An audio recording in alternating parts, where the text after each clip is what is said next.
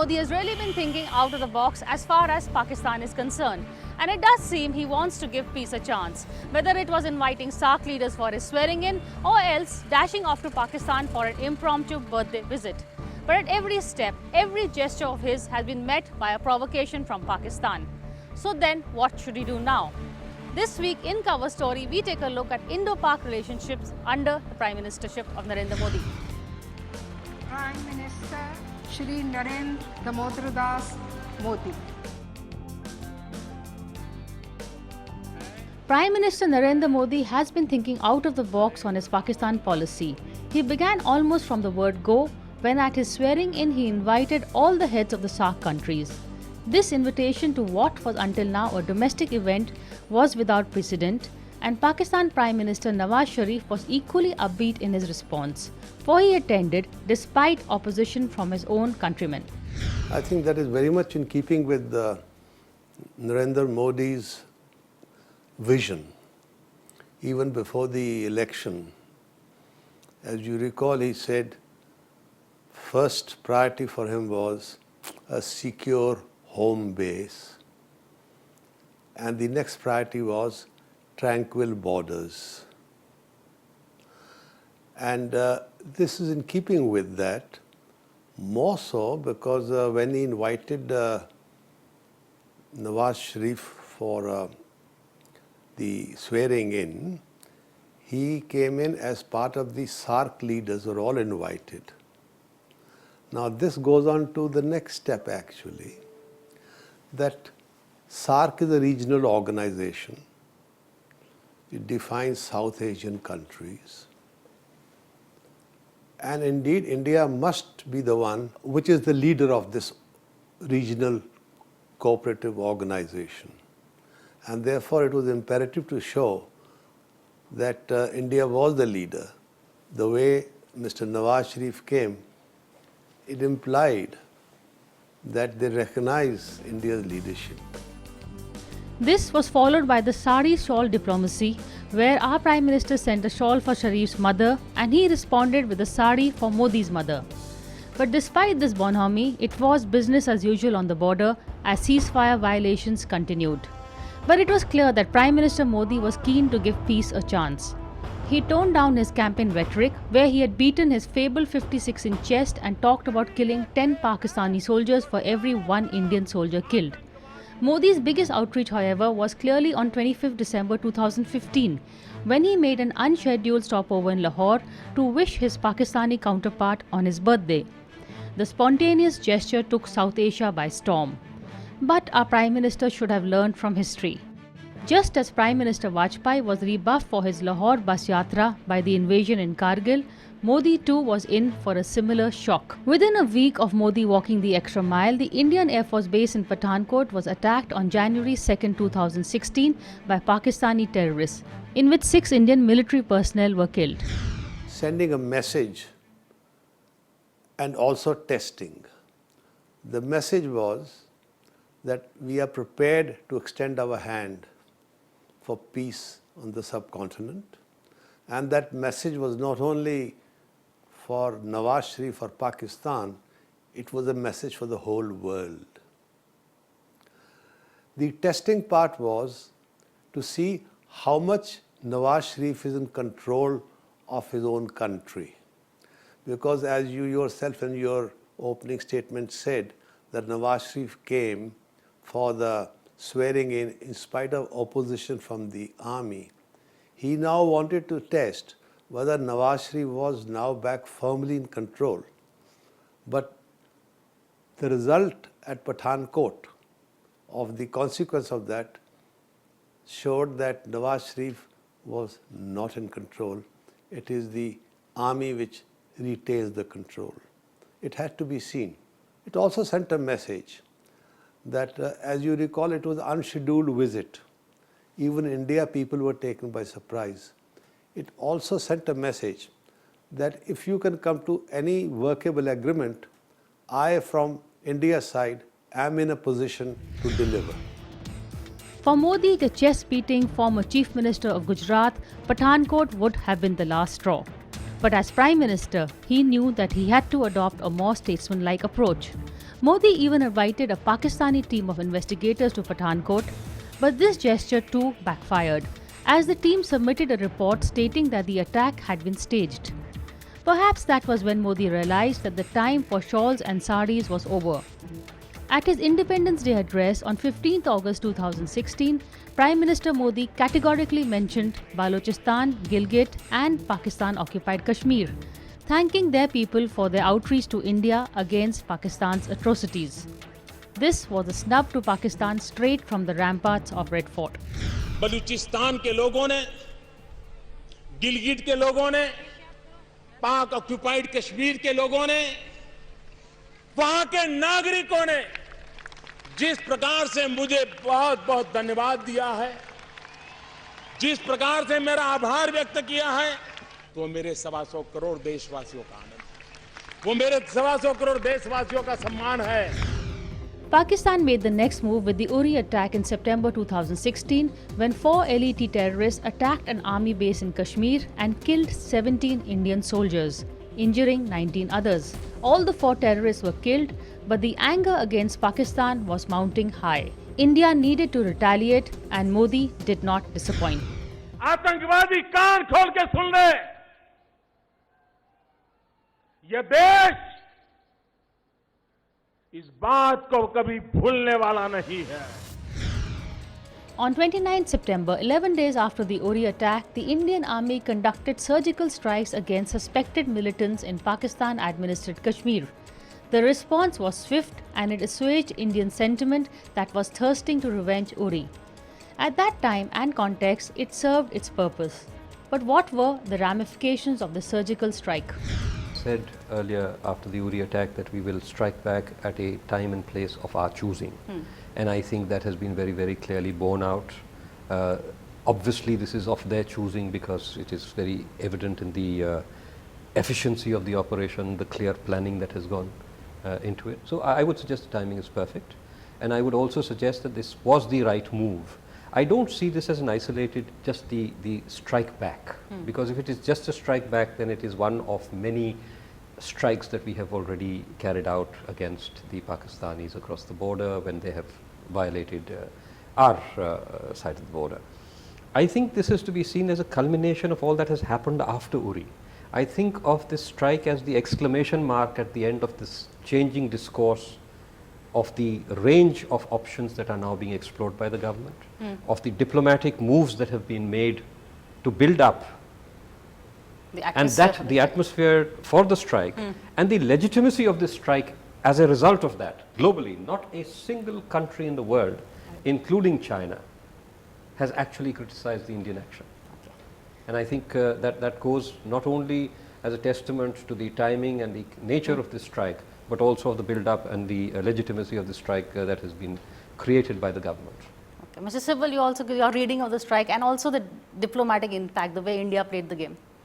You know, we had created a huge psychological barrier ourselves by not crossing the line of control despite intense provocation from the Pakistani side, whether it was the Kargil attack or the attack on Parliament when we had Operation Prakram, or subsequent terror attacks including Bombay. Somehow we were concerned that we will not be able to control the escalatory ladder, and it might end up into some kind of a nuclear standoff, or even before that countries might start talking about the danger of a nuclear standoff, and the whole issue will get internationalized in the wrong context. I'm so glad that we have broken the psychological barrier, and we have officially said that we have struck across the line of control. Yeah.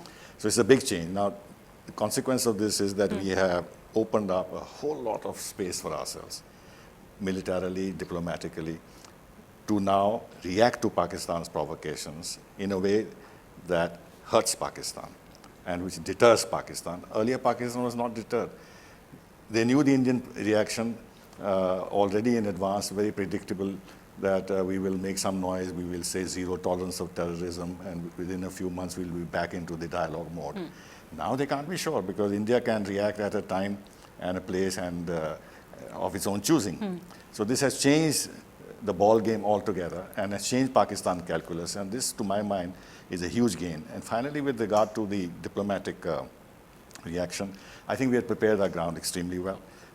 Modi had gone to the Gulf countries, to all those countries which support Pakistan. And we have been very astute in describing it not as a military operation, but as a counter-terrorism operation. Now, on this issue, nobody can fault us. Correct. That why have you taken action to combat terrorism when the whole world wants to declare a war on terrorism? So it's well played.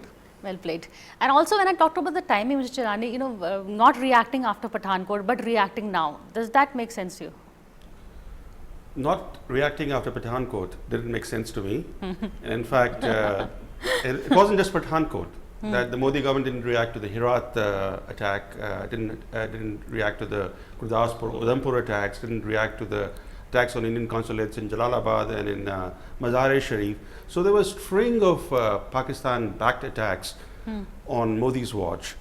Pathankot, of course, was a watershed moment because the government of India shared intelligence about the attackers with Pakistan, and even invited the Pakistani team to come to Pathankot, which created a PR problem for the government.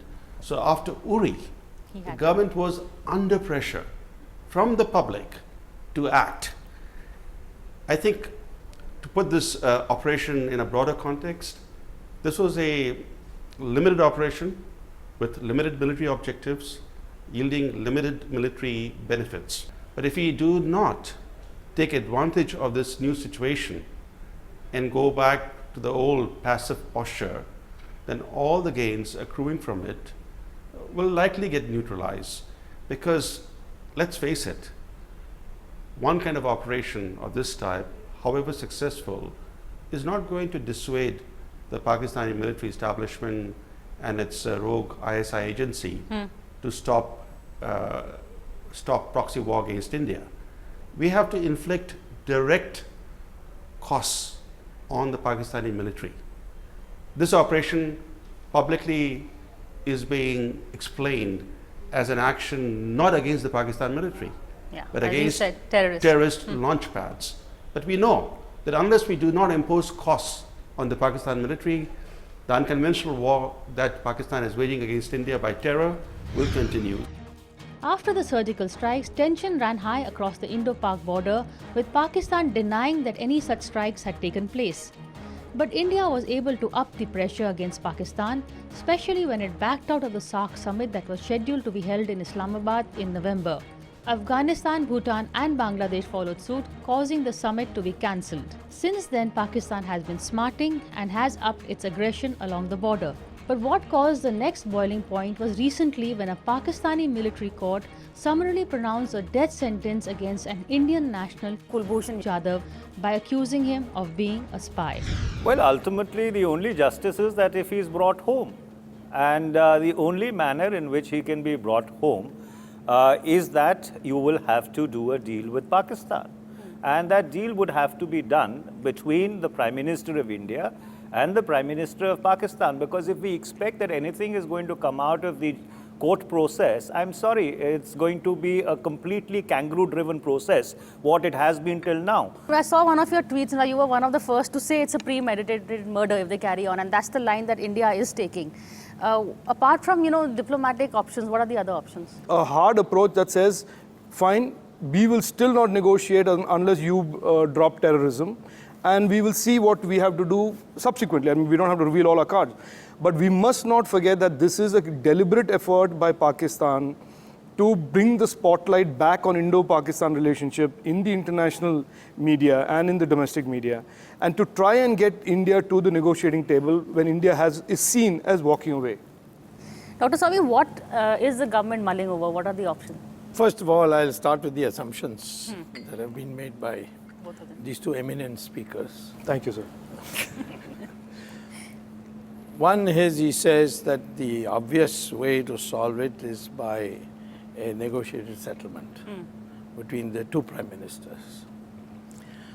That presumes that the prime minister has power in Pakistan. Okay. Correct. I was wondering which prime minister you're going to. Well, in our prime minister, it goes without saying. The only question is there any power left for anybody else? That's true. That's a whole new debate anyway. Yeah.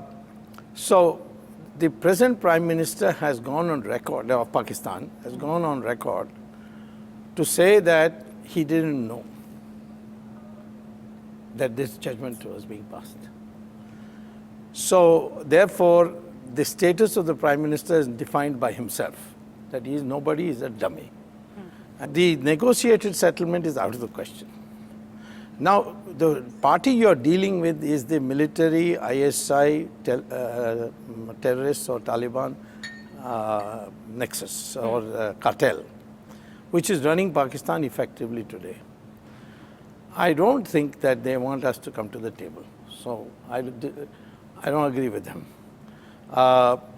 So we have, therefore, in such classic situation, to say to Pakistan that the costs of losing one life of an Indian is going to be very severe for you.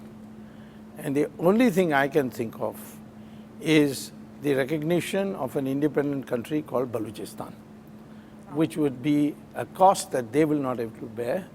We would get support from Iran. I have already informally verified that.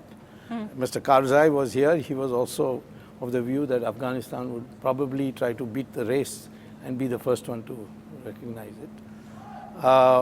So I think sum total of it, it is now time to deal with Pakistan more on cost benefit rather than the civilized approach of negotiated settlement. You don't negotiate in such situation. If at all, they have to come back because Pakistan has no credibility anywhere in the world. Forget about the world. In Pakistan itself, Pakistan has no credibility. So, and the Prime Minister of Pakistan, and we all know, is not a democratic country. Everybody knows who runs Pakistan. Pakistan is a little worried that India is really getting very, very strong, and that's the way it is. And I'm glad that there is no political divide in this, in both the houses. We are all together, we are very strong, and I have no doubt about it. The fact is that, and I'm not making it partisan, our track record as a country in bringing our people back is abysmal. Look what happened to Sarbjit. You know, the manner in which he was murdered on the 2nd of May 2013, despite such a high decibel campaign for his release. So therefore, let's make a break this time. And let's make Kulbhushan Jadhav's case a test case and at least bring that boy back home. I think that's what is important. This is an inflection point in the India-Pakistan relationship narrative. For too long, I think they have, in a sense, set the tone, and we have played catch-up. And I think they expect this Kulbhushan Jadhav episode to be one more repeat of the same. And that, I think, is a grave miscalculation of Pakistan. For reasons that Dinesh just said, there is complete unity in India today. And when I introduced a bill, especially in the Rajya Sabha, about declaring Pakistan a terror state, there was complete unanimity, even though there were very few parliamentarians in parliament, complete unanimity that India needs to change the discourse, the narrative of its relationship with Pakistan. That we have to look at Pakistan and call them a sponsor of terror, treat them as a sponsor of terror. And so I think this episode is going to backfire on Pakistan. General unanimity among civil society, people and the political class that Pakistan has to be now outed for what they really are, that is a sponsor of terrorism. And the sponsor of terrorism is the institution called the Army and the ISI in Pakistan, which is effectively running Pakistan. So note of caution on the Balochistan issue. What would be the consequences if we go ahead, supposing? No, there won't be any consequences because what can Pakistan do? What may happen is that if you were to announce, this is my recommendation to the government, I don't know whether they listen or not, but my recommendation is that you announce that this is what you will do. Most of the nations of the world will then prevail upon us not to do it. Okay. That is the time to tell them, get this man released, otherwise we are going ahead. The Americans are singularly silent today. The Chinese are probably chuckling. Okay, there's nobody who has taken a stand. Okay, the timing of this move, Dr. Swami, how much is it to do with you mentioned the Dalai Lama's visit? How much is it to do with Donald Trump's offer to intervene? No, it's got nothing to do with that. It's so Pakistan is not looking for international attention. It's just macho mentality of that set called Army, ISI, Taliban.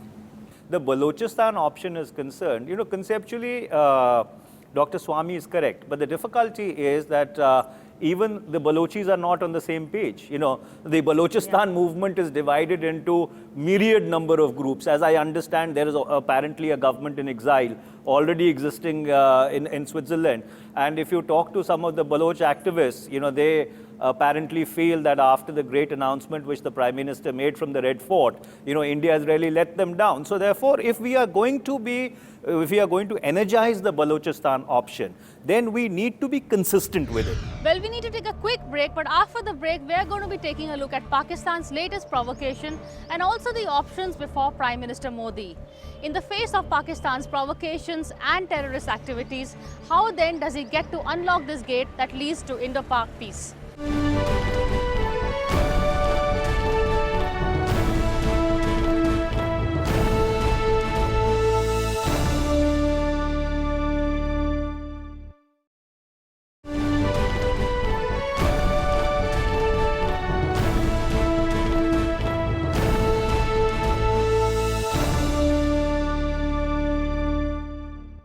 Guns and roses. Isn't that what Indo-Pakistan relations are all about? But with Pakistan continuing to terrorize, continuing to provoke, what then are the options before Prime Minister Modi? In a barbaric act, on May 1st, Pakistan brutally mutilated the bodies of 2 Indian soldiers killed along the line of control. Head Constable Prem Sagar of the Border Security Force and Naib Subedar Paramjit Singh of the army were patrolling 2 forward posts when they were attacked by the Pakistan army. They were killed and their bodies mutilated. Indian Defence Minister Arun Jaitley has called this an unsoldierly act, even while the Pakistan army denies it. Pakistan army has not learnt a lesson, because as we've already agreed, universally actually, that it is the Pakistan army which runs Pakistan and not the people or the politicians in Pakistan. And therefore, that act was by the Pak army. It is an inhuman and a totally act which has hit us, India, emotively, all across the board. And far as that act is concerned, I have no doubt that the army or India will pay back. Because remember, Mr. Modi does not forget or forgive on such issues. In the face of all this provocation, what is the way forward? What can Prime Minister Modi do to ease tensions between the 2 countries and also send Pakistan the message it clearly has not learnt from the surgical strike? One part, that the army will react at the time and place of its own choosing, but it is not about to announce that to the adversary, what we are going to do, how and where and when. Whenever I was involved myself in commanding my troops, I followed a saying, the soldier above all others prays for peace, because he must wear the deepest wounds and scars of war. After Pakistan's behavior, my thinking has changed. Today I believe in a famous actor, Clint Eastwood, saying, if you want to shoot, don't talk, shoot. But the irony of the whole thing is that the people who are causing it in Pakistan, which we now accept universally, is the Pakistan army. They don't feel any pain because they send these so-called border forces, special forces, bulk of them are terrorists or mujahideens, and even if we kill them, the Pak army does not feel any pain.